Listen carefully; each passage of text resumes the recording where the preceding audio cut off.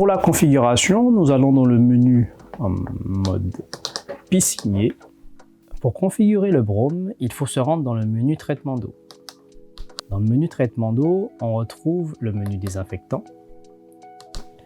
Dans ce menu, on retrouve les différents modes de régulation, régule redox, synchro, arrêt, traitement choc, temps fixe. Le menu régule redox permet de modifier les paramètres de la sonde redox. En appuyant sur modifier, on peut changer la consigne, changer les seuils maximum, le seuil minimum. Le mode synchro permet de mettre en marche la sortie désinfectant en même temps que la filtration. On peut aussi régler les délais d'activation ou de mise à l'arrêt.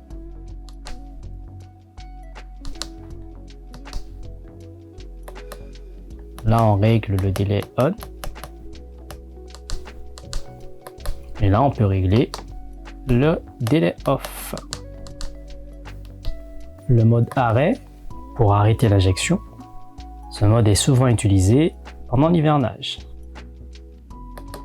Le mode traitement choc qui permet de traiter le bassin en mode choc pendant 24 heures. Le mode temps fixe permet de déterminer le temps de traitement au brome ainsi que de faire des récurrences. Donc, en faisant modifier, on peut régler le temps, réglé actuellement sur 12h30. Et en faisant la flèche du bas, on peut régler des récurrences. Le bouton des deux traits pour faire le réglage. Là, on est sur un réglage de type journalier en début de filtration.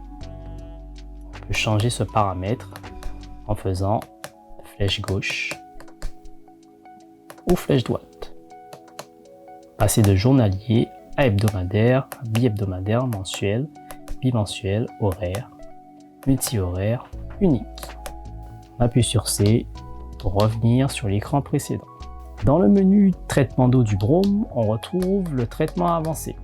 Dans le menu traitement avancé, on peut remettre à zéro les traitements journaliers, suspendre les traitements, changer le type de désinfectant, passer du brome à l'oxygène actif, autre électrolyseur, électrolyseur Clério 2, électrolyseur Clério 3, chlore liquide, aucun désinfectant. On peut également régler le coefficient du brome. C'est un paramètre qui permet de déterminer la durée d'ouverture de l'électrovanne pendant la production. De base, cette valeur est réglée à 100%. On peut régler le décalage traitement choc. Le décalage traitement choc, c'est la valeur au-dessus duquel la sonde redox va produire en traitement choc. Le coefficient choc, qui permet de régler le coefficient en traitement choc. De base, il est réglé à 2 fois la valeur. Le délai de validation qui permet de changer les délais de validation du flow switch, réglé à 3 minutes. La température de l'eau, 5 minutes. Le pH, désinfectant, 30 minutes. Ce délai peut être changé en appuyant sur OK ou en appuyant sur le curseur flèche gauche, flèche droite. Puis C pour revenir sur l'écran précédent. Voilà, nous avons fait le tour du réglage du traitement du brome. On appuie sur C pour revenir sur l'écran d'accueil.